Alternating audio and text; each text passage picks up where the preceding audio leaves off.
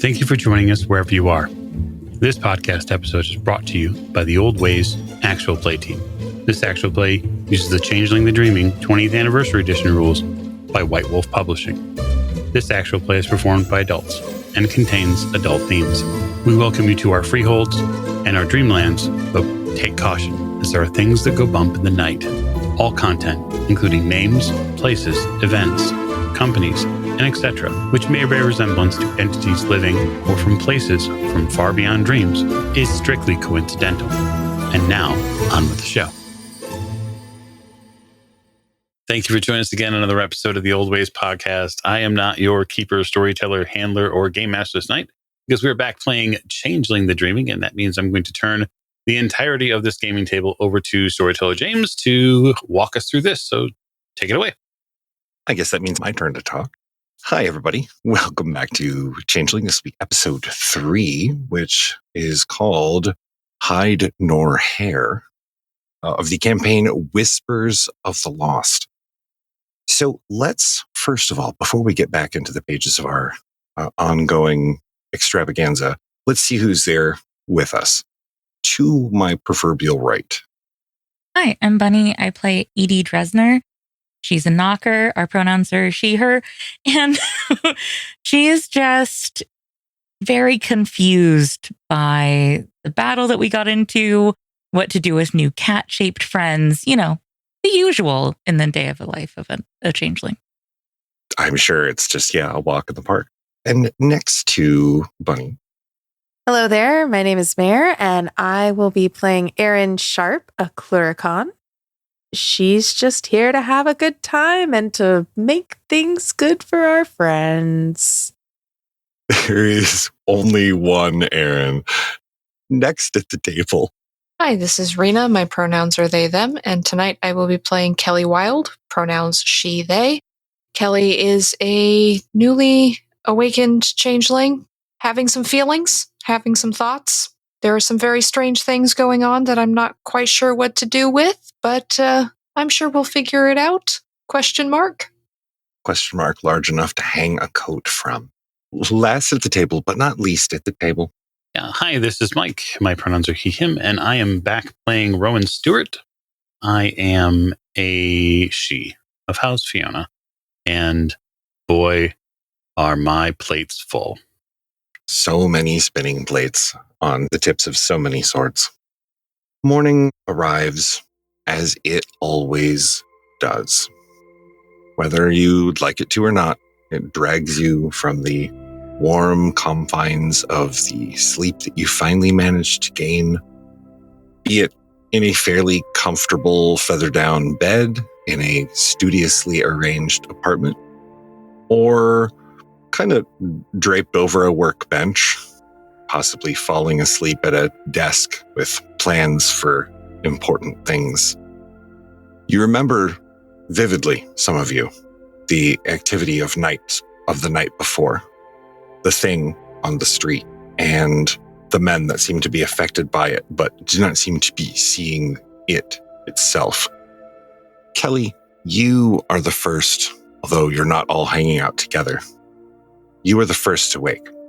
Dawn breaches through a crack in the 2 heavy curtains that you have drawn over so that you can sleep as late as you would like, because, you like to sleep. There's nothing wrong with being comfortable, curling up, especially after the day you had yesterday, which is, to say, slightly chaotic. You awake to wonder. You wonder if maybe it was all just some sort of fever dream. Maybe something happened. Something in a drink, perhaps?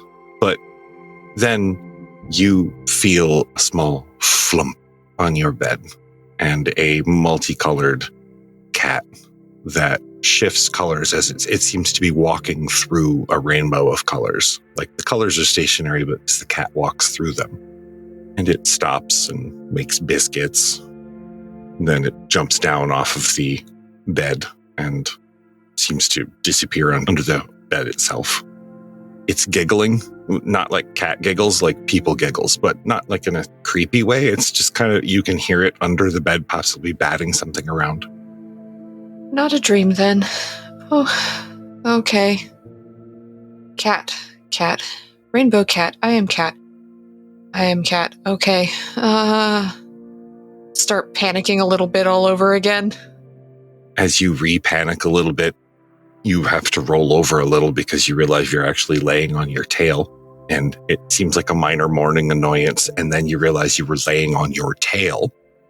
The tail itself puffs up a little bit with the agitation that you feel with having a tail. But you take a moment. You breathe in, you breathe out. You do notice that the air smells sweet, sweeter than it did before in your life, just even yesterday where it seemed kind of dull. As much as your heart is now pounding a little faster because of the change, maybe a little bit of it is also pounding because of the anticipation of seeing what else is going to happen with the light of day. You did see some pretty marvelous things last night. I mean, they did literally make you marvel. So, how do you begin your day? After the mild panic, and then realizing that everything is, yep, that was real. That is real. This is my reality now. I get up, get dressed, still marveling a little bit at how I can wear normal clothes and the tail doesn't seem to matter. Very strange. Still trying to figure out how all of this works. But I'm very nervous because I didn't see Suda, my housemate, my flatmate last night.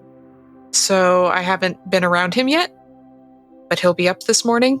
And so I'm cautiously going into the kitchen to make a healthy breakfast, granola usually, and hoping I don't run into him yet, because I don't know what I'm going to say.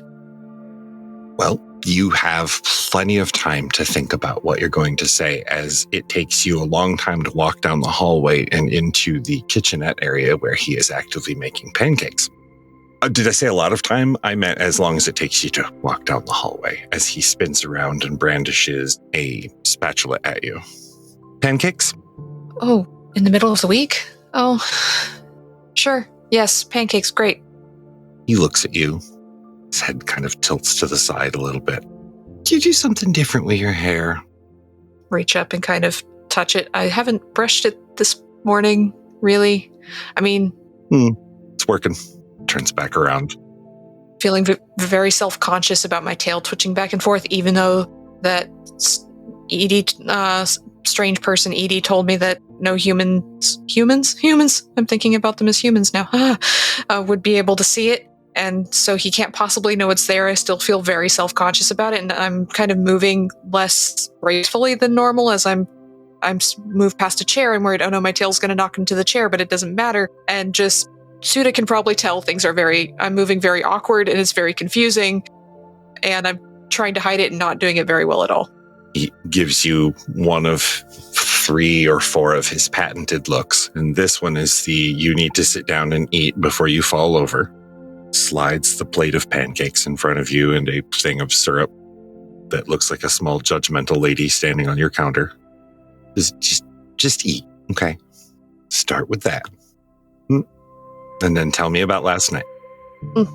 Pause with the fork halfway to my mouth. Last night? What about last night?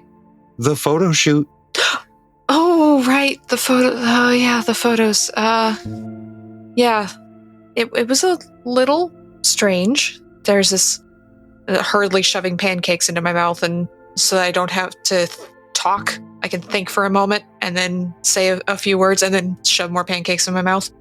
Well, the designer's this lady named Edie, and she makes very interesting things. Like, I think you'd find them very fun to do makeup looks for, Suda.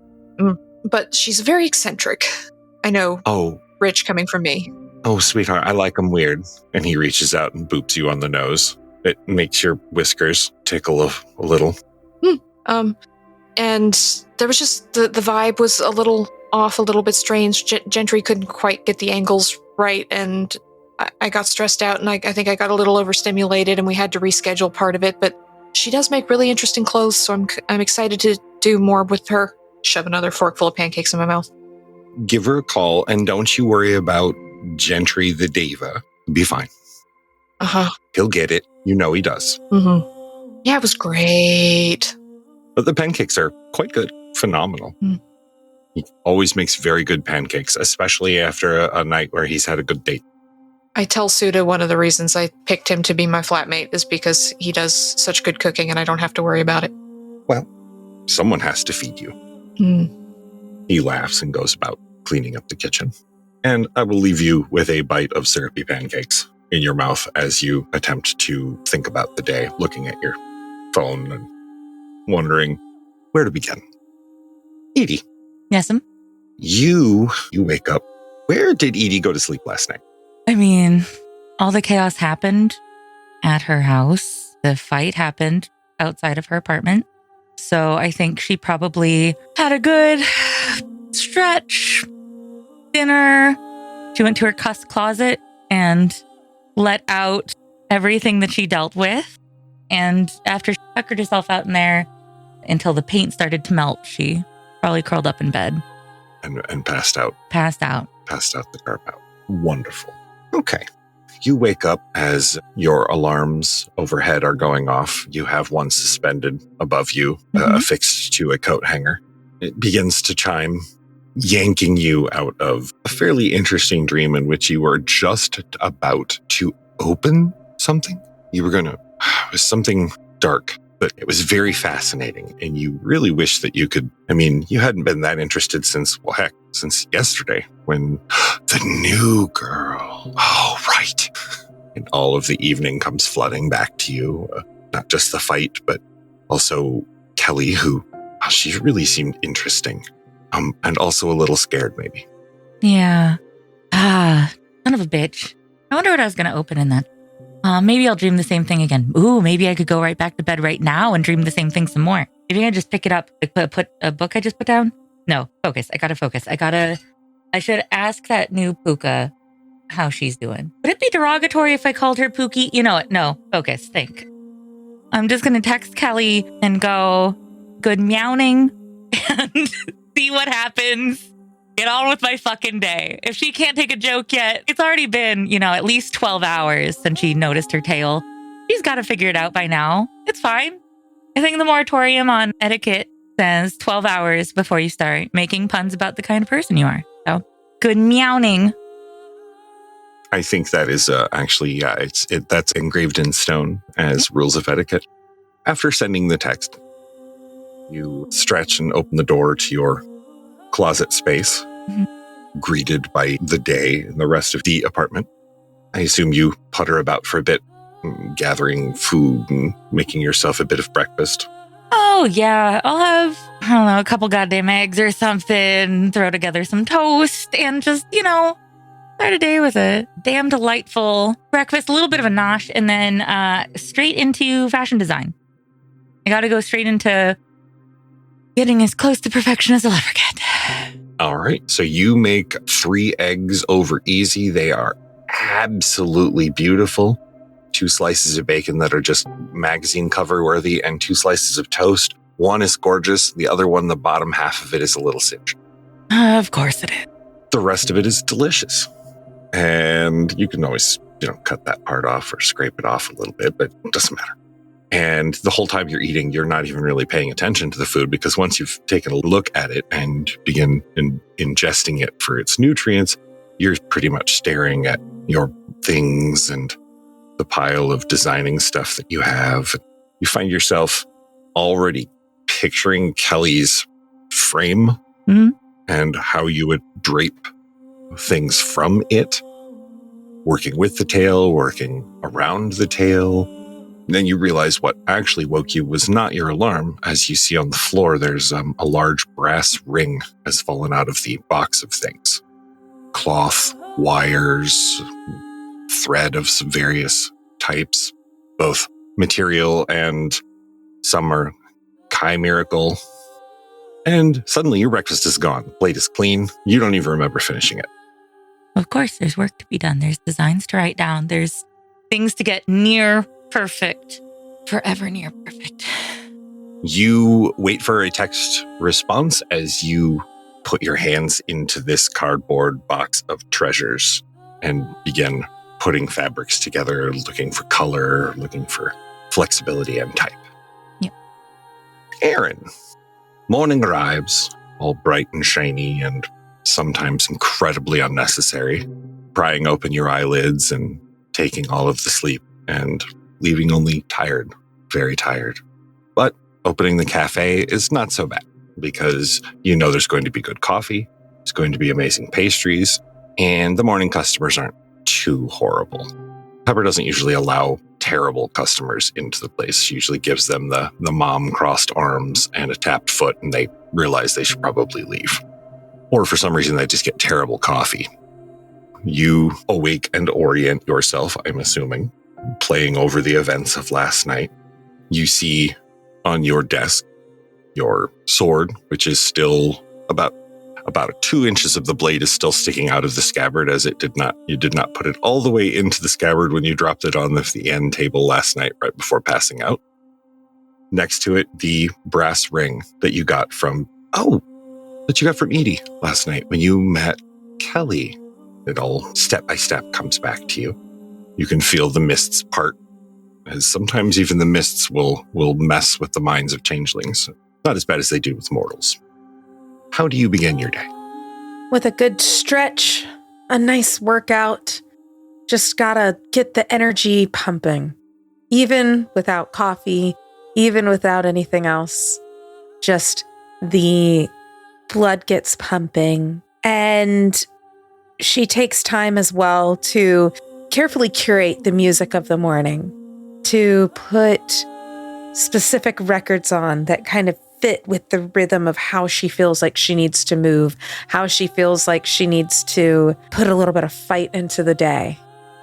This morning, instead of a loud, heart-racing, pumping, hard guitars and drums, she plays something a little softer, something a little slinkier even, as she thinks of the new friends that she made, as she thinks of the very cat-like new changeling and all the curiosities of the day. The knocker who was so kind and so giving. And then she thinks of the incredible battle, the fight against the Nervosa, everything that was pumping through her. And then it lingers a little bit like a sour note or a chord that doesn't finish quite right, as she remembers and feels a twinge of shame, knowing that she did not ultimately go about it the right way. And she knows that she made a mistake. And that dims the light a little bit. But regardless, she shakes it off and gets ready, grabs the apron for the cafe, and makes her way down. You shake off the, we'll say, self-inflicted disappointment. It's a hard move to do, but the sunshine and the smell of the coffee from downstairs and everything, it helps. By the time you're moving and the music you have shaped your morning with the music, you're already forgetting the negative parts. Just rolling on. By the time you hit ground floor, Pepper waves you good morning. Good morning, Pepper. How's it going? Good brews this morning, huh? Oh, well, it's certainly doing the job. She tips up a tumbler of coffee. It's doing the job this morning. I can't complain. She points to a cup that's at the end of the counter, already steaming and made just the way you like it. A little bit of cinnamon on top. There's a plate with a scone next to it. Ah, awesome. Good start. Already a good morning, getting even better. And she makes her way over, grabs her coffee, and starts noshing on the food. As you drink your coffee and you quickly devour the scone, you hear Cat pit-pat up behind you, and she jumps up under one of the stools and sits down. Morning, Erin. Morning, Cat. How's it going? I'm bored. Bored? I'm bored. Well, what have you already done? I painted a picture. I played with some of my dolls. I talked to Goldie. I named a few clouds. Mm-hmm. And that's about it. That's awesome. Have you seen how tall of a tower you can make from the straws yet? Because right now my record is like 22. I could do better than that. I bet you could. Grabs a big handful of straws. It's probably about 40 or 50 of them. Runs off giggling towards the back rooms. Pepper just smiles. You got away with her. It's fun, and I like having fun. Remember when that was every day? Now it's a little bit of mix of both, but, there's always some room for fun in the day. Always. As long as you temper it with at least a little bit of work. Which I wanted to wait until you were done with coffee. She slides a rolled up piece of paper. It's like a scroll towards you. This arrived this morning. It was on the stoop. Oh. And she grabs it and takes a look. Does it have any sort of seal or ribbon? It does. It has the official seal and ribbon of the House Fiona. Oh, and this one's for me? Yeah, no, that one's for you. Oh, okay. Didn't know they knew my address. And she opens the scroll. Okay. Open up the scroll, and it looks like an official proclamation of the arrival of royalty and to make readiness for the presence of her ladyship at sunset today. Sunset, she says, looking through it, her eyes widening both with excitement and anticipation. Just, big visitors in town. It's that time of the year, Pepper says. The voice that comes out is not the usual cheerful Pepper. It sounds almost a little worried. What's going on? The royals bring trouble. They always do. Oh, I mean, by trouble, you mean news and stuff, I suppose. Like, when was the last time they brought big trouble of any sort, huh? When was the last time they were here? A little before my time, I'd say. Indeed. Not before mine. Let's just say, be careful. And she pokes you in the very gently in the shoulder. Be careful. Yeah, I'm always, almost, sometimes pretty careful for the most part. Well, let's open this place. All right, you got it, boss. She goes over and opens the door, and the usual morning crowd shuffles in. They take their various places and begin chatting about the various things that they find important, and the hum fills the air as you sublimate yourself into at least a beginnings of a workday. The lingering thought at the back of your mind that you have something important coming up. Rowan, your alarm goes off. Eep, eep, eep, eep. Okay. These things, they do happen. With a yawn and a stretch, toss back the 800 thread count sheets, because, they're nice.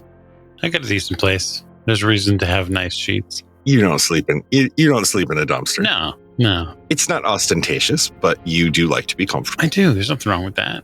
Right. Better dreams. Right. You prep yourself a cup of French press and grab a bagel from this little cafe you happen to know.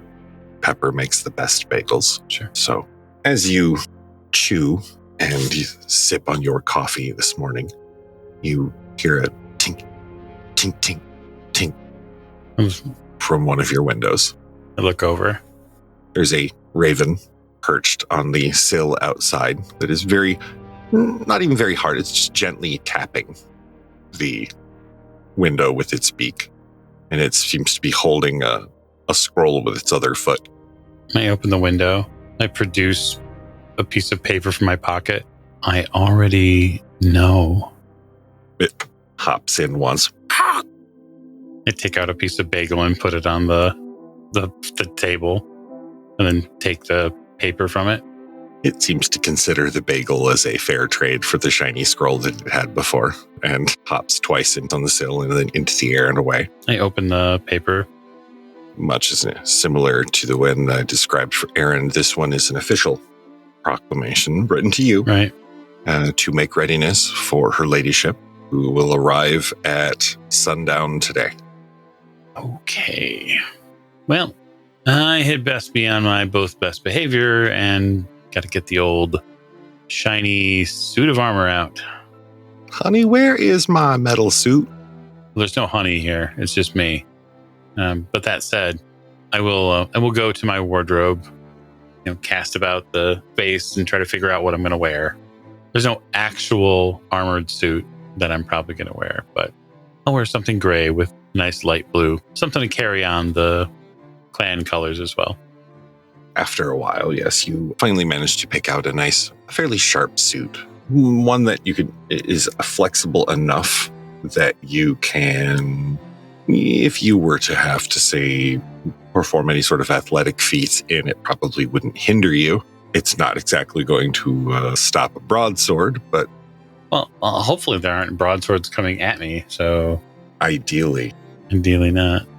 Once dressed and coiffed and whatnot, you find yourself letting out down the stairs and to your vehicle, a silver sports car.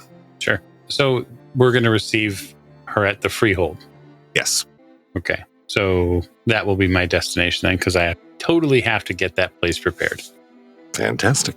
And you head to the freehold Cat's Cradle. Kelly, your phone on the counter. Oh, I thought I turned it off vibrate. Oh, that's so noisy. Why is everything so loud? It is quite. Pick it up and have a look. Looks like you got a text from Edie. Oh, God, the puns. So it begins. The first obvious cat pun has been slung your way. How dost thou respond?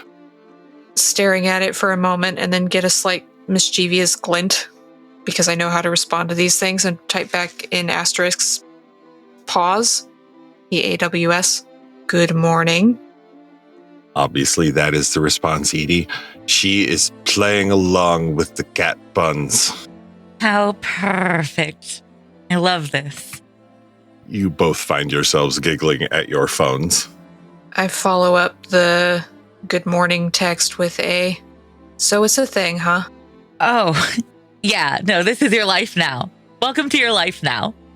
Cool. So what do I do? What you did before? I'm sorry, were you a hat model? You can figure it out with your ears, I promise. I don't know. I just thought. And there's a long pause in between messages. Does someone teach me how to be a me now? Like, be a, what was it? The word? Fae? Changeling? Fairy? Whatever I am? Edie is going to send a laughing emote and a fuck yeah, this conversation. And then jump into, aw, Pookie, you're a puka in all caps. Just puka in all caps. It's a type of changeling. Also, don't go around calling us fairies. That's fucking weird. Don't do that. Don't make that a habit. I'm still learning. 5 exclamation points. We're not Tinkerbell or something. Like you can learn the names of what we are. Okay. Cool. Thanks. I get you're learning and that like you didn't have a tutor in this or whatever.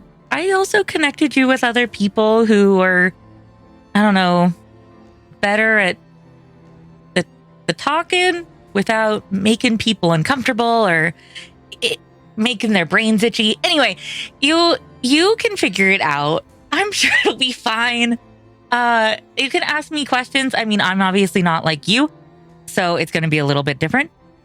But we can maybe find more. You can maybe find more cat friends for you, or more puka, or we go the other way and we introduce you to everyone except for red caps because they're dicks. You get that sentence. You get a response of like a flashing a robot with the overload steam coming out of his ears kind of thing. Red caps make me feel that way too. Okay, so I just do normal things, right? I just be a normal person. Yeah, when you want to be. I mean, normal's kind of boring. I would edge weirder than that, but like day-to-day stuff, yeah. You're not a sword one like Rowan? She's just going to type ha ha ha ha ha in all caps. Just fill the text limit. And then after a text or two of full character limit, ha ha ha ha in all caps. Just a lowercase no. Glad we got that sorted. Listen, I share nothing in common with Rowan. Did you see that guy? I mean, he's tall. I'm not. He is pretty. I'm not. He has elegance. Have you You've read these text messages so far, right? Like, if there's a thing that he has, opposite, and then there's just going to be, after each opposite, an arrow, and then like a little parentheses me. I guess I'll reschedule our photo shoot then, and maybe we can talk some more when Gentry's not listening. Sure. On a scale of it's offensive to stock more smoked tuna, what's the vibe? I know that you appreciated the fish snacks before. Yeah, that was weird. Hey, you liked it. It just felt like an impulse. I did. It just felt like an impulse. It was very strange, and I was very confused, okay? Yeah, so more of that, less of that. I need to go grocery shopping at some point anyway and get things for me to burn through while making new outfits for you. I have so many ideas. I like smoked tuna. Yes. You'll get all the smoked fish. How do you feel about dairy? You want dairy? I can get dairy while I'm out. Mildly lactose intolerant. Oh, I wonder if that applies and stuff. Okay, yeah, sure. No dairy. I'm sticking to fish. Okay, we'll reschedule then. Okay, I promise to not make you anything nautical or cat themed. Bye. And she just is going to put down her phone on silent to go work on designs again. After that, goodbye. You can reply, but she won't see it until later. Just so you know. Mm-hmm. Kelly has always been good at landing on her metaphorical feet as well as her physical feet. So she's readjusting my worldview at the longer this conversation has gone on. Okay, this is going to be life. There's nothing I can do about it, so I'm just going to roll with it. That's right. And I'm going to go and preen for a little bit because it's time to do my makeup routine for the morning. All right, so Kelly goes to preen. Edie goes to town on a box of materials, making awesome things. Rowan, you arrive at the Cat's Cradle. Park outside, walk inside and see Erin behind the counter, my hair pulled back now in a hasty bun just to get it out of the face while I'm making coffees. This place is, you wouldn't say packed, but it's pretty busy right now. Okay. What's the clientele in here like? Is it a bunch of normies or is there a mix or what are we doing? Right now, it looks like it's mostly normies. You see mostly just Pepper and Erin as being the only two here that stand out. Okay. As chimerical in any way. I will stop over to Erin. Hey, champ. Morning. How's the morning? It's busy. Kind of going pretty good. Yeah. What can I get you? Oh, nothing. I hope you're ready to put in a bunch of extra work today. I had a feeling overtime was going to be happening. And undertime. And through time That too. is where we're always moving. Oh, and she starts grinding espresso beans and everything to make it happen. Yeah, Pepper's not looking too happy right now, to be honest. Yeah, that's bound to happen. I'll have a chat with Pepper. Hopefully that'll help. But I need you to go on a little reconnaissance, a little collection meeting thing today. So, Kelly. Oh, yeah. And Erin makes little cat ears on top of her head with her hands. Bingo. We need to make sure that she meets her ladyship. Kind of critical, actually. Oh, yeah. That seems important. Oh, no, not seems. It is important because one of the things we have to do is when nobles arrive, we have to make sure that any of our fellow kins who haven't been seen before are properly announced. Okay, got it. So we've just got to get Kelly, bring her here, and everything's going to be fine. No. Nothing that simple. Nothing that simple at all, actually. Okay. She pulls out her notepad for taking orders and pulls a pen from out of her hair. All right. I'm going to need to write this down. Okay, so you'll need to collect Kelly. Collect You will Kelly. Is it with an I or a Y? Do we know? I'm going to go Y, and then I'll scribble it into an I later if Okay. needed. Okay. She'll, Cool. she'll need to be properly prepared. Is that like capital P, properly prepared? And if Yes. so, what does that entail? Well, Do we need to go shopping? No, well, maybe yes, but not like a thrift store or anything like that. Although thrift stores, I mean, they're a great place to find I mean, stuff. there's great stuff in there. You wouldn't believe the types of things people put in there. Okay. So properly prepared. And she changes the P's from lowercase to uppercase. She's going to need something to wear to court. Wear to court. Oh, how fitting if she had been a tuxedo cat. Oh my, That is a fabulous idea, actually. that would be so fitting. You just put a bow on her. Well, no, actually, like an actual tuxedo. I'm sure Kelly could wear a tuxedo, especially if you got it made by Edie. Oh, Edie's going to love this. A tuxedo cat tuxedo life. I like it. And she's just like putting little stars around this idea because it's just bringing her joy. And then after that, we're going to have to make sure we have time to educate Kelly as to how people are addressed. Uh-huh. And that's something that we'll work on together here. And Do we need to make her a cheat sheet? Like, can she put it on a sticky note and keep it, I don't know, like in a sleeve or something? well, I mean, maybe you could talk to Edie about integrating some of that. Well, wait, no.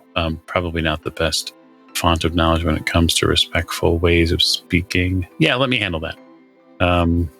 Yeah. Okay. I don't need Kelly swearing in front of her ladyship. So Edie will help make clothes for Kelly. Great. And then what are we going to wear? Are we putting the whole getting real shiny? Oh, yeah. Oh, real shiny? Ah, yeah. Well, I mean, entitled members of court are allowed to wear certain things when nobility shows up. And so, yeah, we'll have to be done up. Oh, this is so exciting. I bet I wouldn't be surprised if Pepper tries to close early today so that everything can get together. Seems like everyone's kind of all in a tizzy about it. Yeah, it's when the nobles show up, things happen. Pepper said something about that too. It's making me feel it's giving the vibe of maybe something bad happened last time. Did something bad happen? I don't think it's super important to nail down at this point. What is important, though, is that we have Okay. the new one, that she is properly prepared. And Edie will want to fuss over every single little bit of leather and gear and etc. that she'll put into this outfit. And so the sooner that she finds out that Kelly needs something to wear to meet her ladyship, the more likely we'll be able to get something finished. Absolutely. Awesome. I'll take a break and I'll go and message both of them and we can get this party started. It's possible that Kelly might need to be able to get to Edie directly. So I sort of make a strange motion with my hand as if like I'm blessing you, but it doesn't look like the cross at all. I'm charging you with getting Kelly to Edie. And Erin just has a moment and is just like, and takes it on. There's the shift in her. Instead of being the usual bubbly barista where there's something about the way her spine straightens and she gives a very direct nod of taking on this challenge. Pepper steps up at this moment. I can see here I'm probably going to lose my barista for the day. Aren't I, Rowan? I sort of just look over at Pepper, knowing that the conversation we have yet to have, she will not like either. But I sort of just nod, a bit bashful. I try to land very hard on my good-looking appearance to soften the blow. Unfortunately, there are matters which only Erin can solve. Okay. All right, Rowan. That's fine. You, Erin, you can go. Erin begins to untie her apron and in a manner that is not her usual sort of quick and fast movements, tidily folds it and then places it underneath a register. I'll be back, Pepper. Don't worry. And I will let you know as soon as things are in motion. Okay. Erin, you assume head out, like post-haste? Yes. Post-haste. Erin exits the building, Rowan, and Pepper is standing there in front of you. She has one hand on her hip. She, being a Boggin, does not have very much physical stature, but she feels like you're equal. Like she's looking you in the eye right now, and it's this very maternal concern. Yeah, so like in Rowan's mind, she's the one that holds the freehold, right? So title aside, she's super important, right? So I would treat her as an equal in this regard because her ladyship's coming here, and so we're going to have to be a little bit flexible. So that's probably the crux of where I start, which is I'm not here to be the bearer of any bad news. That's not my job. My job is to make sure her ladyship has a place to arrive at, and whatever I can do within my power to make sure that this place is ready, I'm happy to assist. She pushes a lock of her hair back that has fallen out while cooking. She says, well, you know that my doors are always open, Rowan. I would never close them to kith or kin, and her ladyship is always welcome here. She gave me this place and cat, and I owe her my life for that. But I also, she points at the door where Erin just left. I also have a special place in my heart for that girl, and you take care of her. Where higher-ups are involved, and she taps you just very lightly on the chest. Where higher-ups are involved, danger always follows. And you know I don't hold your title against you. I never have, Rowan, and I never will. But you know it's true, too. Yes, sometimes they push and make waves where it is not necessary. And that's why it's important to make sure that our newest, Kelly, understands what is expected.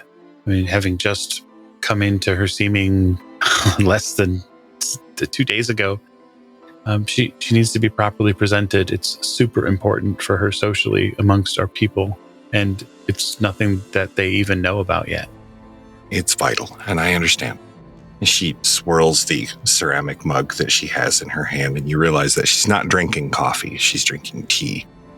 She drinks the last of it, and she looks down into the bottom of the mug, and when she looks up, her eyes are luminescent, not glowing exactly, but almost mother of pearl. Opalescent, if you will, and her voice has a very strange echo to it, almost like a pre-echo. She says, Rowan, you be very careful. I see dark tidings. I see a house that no one can find, and I see a place that no one can remember. A house that no one can find. I see a well, I see a bell, and I see a trip to hell. And then she shakes her head, makes a little burp. I'm sorry, it always happens with Darjeeling. It's all right. As Pepper walks away, as you survey the room and you're looking around to see what big changes in here you're going to have to make before her ladyship gets here later today, your eyes alight on a wrinkled old piece of paper that has a child's drawing on it. Little castles and stuff doodled. But what you notice isn't the drawing. It's when there's just a breeze from the machine and it lifts one corner. Is there something on the back? It's printed, but old. I turn it over. It's admit 1 for some sort of amusement place. The name is water-stained and ruined on the corner. But this is old. Like, this piece of paper is like old. And next to the admit 1 ticket, there is, and it makes your heart skip a beat, as there is a house that you have seen nightly in your dreams since you were a boy. A place that was bequeathed to you to find. I sort of stare, probably for more than a few seconds, at the shape of the house and see if I can get a feeling for if it's the same image. It's maybe more simply drawn, but it is definitely that you could draw by hand if you wanted to. I'll go back to Pepper and say, do you know there were a few kids in here this morning? No, just Cat. I turn the piece of paper over towards her. Does that look like something she'd draw? Oh yeah, that's Cat's drawing. That's Cat right there, and that's her. That's her imaginary friend Goldie that she's always going on about. I sort of tap the paper a couple of times. All right, I guess I'll start in. Takes the work blazer off and rolls his sleeves up and gets to work at remaking what he needs to. And so Rowan rolls up his sleeves and begins doing the physical labor to move the tables and chairs. And Pepper will eventually come over after a few minutes, comes over and helps. And about an hour into the working, she closes the doors and puts the closed sign on so that you guys can work uninterrupted. And with the traveling and the working, I'm going to bring this episode to a close, and we will see you guys all again next episode. Episode 4, When the Bow Breaks. Thank you, and good night.